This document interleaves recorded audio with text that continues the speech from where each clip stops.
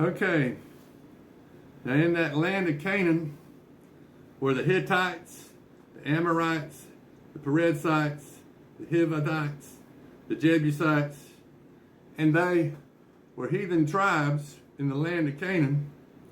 And Satan sent a second influx of fallen angels into this land of Canaan, and they mixed with these daughters of these heathen tribes, and they created giants and men of renown, just like during the time of Noah. So God sent Israel into the land of Canaan to destroy the giants and the men of renown, and to stop Satan from messing the bloodline of Christ up. So this is Exodus chapter 3, verse 9.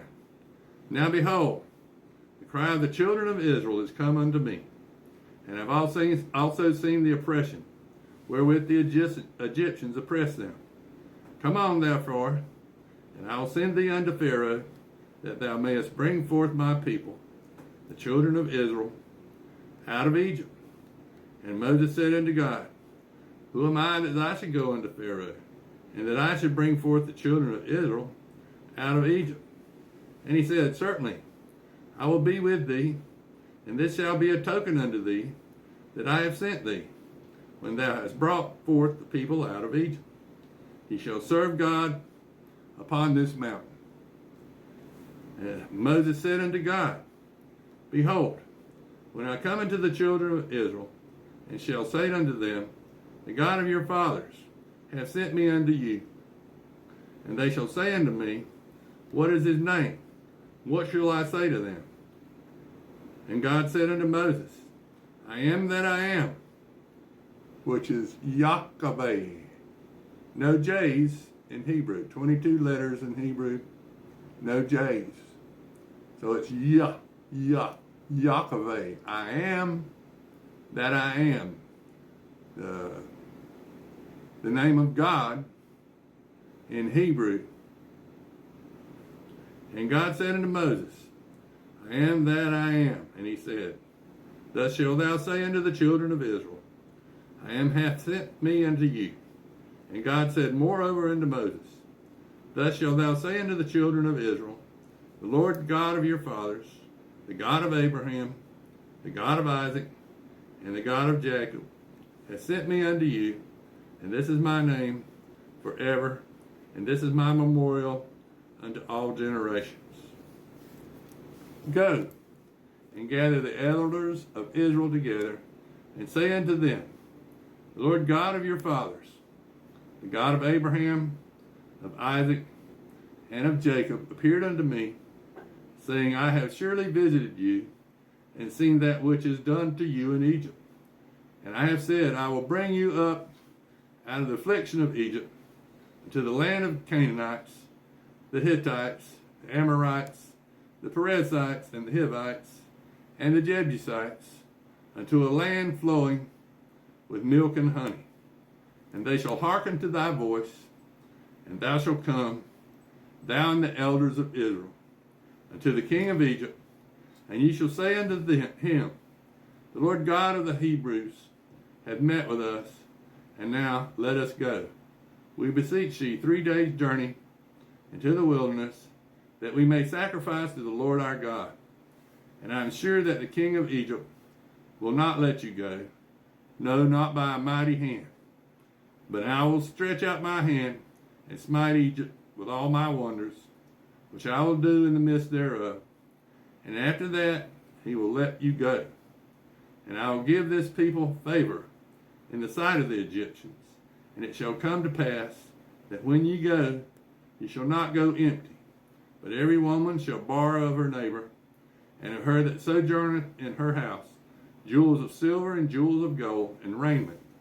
And ye shall put them upon your sons and upon your daughters, and ye shall spoil the Egyptians. Now this is Exodus chapter 4. And Moses answered and said, But behold, they will not believe me, nor hearken upon my voice. For they will say, The Lord hath not appeared unto thee. And the Lord said unto him, What is that in thy hand? And he said, A rod. And he said, cast it on the ground. And he cast it on the ground, and it became a serpent. And Moses fled from before it. And the Lord said unto Moses, put forth thy hand and take it by the tail. And he put forth his hand and caught it, and it became a rod in his hand, that they may believe that the Lord God of their fathers, the God of Abraham, the God of Isaac, and the God of Jacob, hath appeared unto thee. And the Lord said furthermore unto him, put now thy hand into thy bosom. And he put his hand into his bosom, and he took it out, and behold, his hand was leprous as snow. And he said, put thine hand into thy bosom again. And he put his hand into his bosom again, and plucked it out on his bosom. And behold, it was turned again as his other flesh. And it shall come to pass, if they will not believe thee, neither hearken to the voice of the first sign, that they may believe the voice of the latter sign. And it shall come to pass, if they will not also with these two signs, neither hearken unto thy voice, that thou shalt take of the water of the river, and pour it upon dry land, and the water which thou hast taken out of the river shall become blood upon the dry land.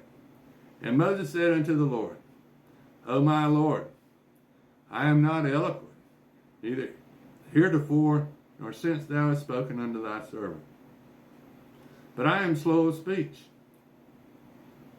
and of a slow tongue. And the Lord said unto him, Who hath made man's mouth? Or who maketh the dumb or the deaf, or the seeing or the blind? Am not I the Lord?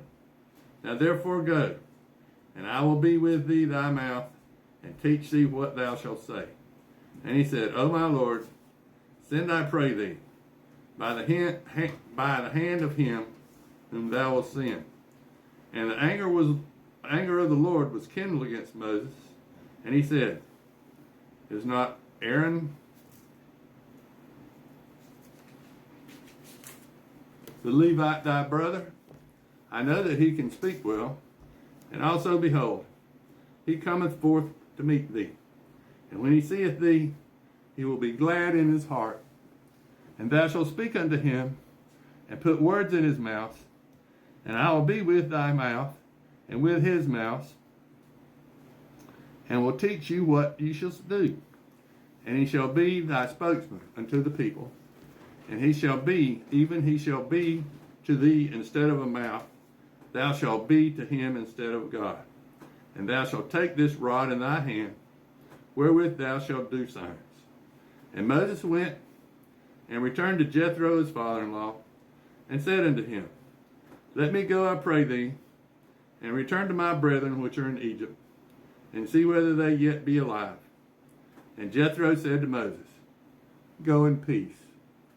And the Lord said unto Moses and Midian, Go, return into Egypt, for all the men are dead which sought thy life. And Moses took his wife and his sons, and set them upon an ass, and he returned to the land of Egypt. And Moses took the rod of the God in his hand. And the Lord said unto Moses, When thou goest to return into Egypt, see that thou do all these wonders before Pharaoh, which I have put in thy hand.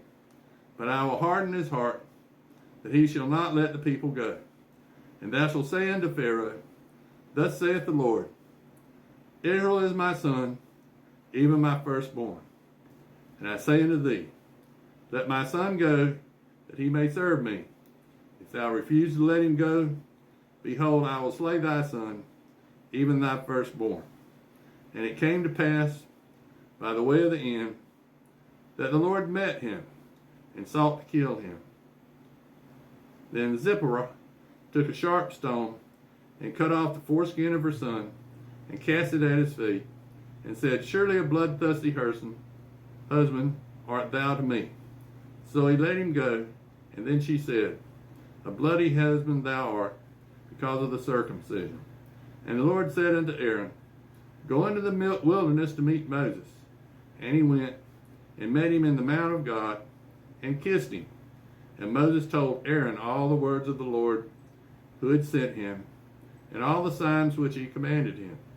And Moses and Aaron went and gathered together all the elders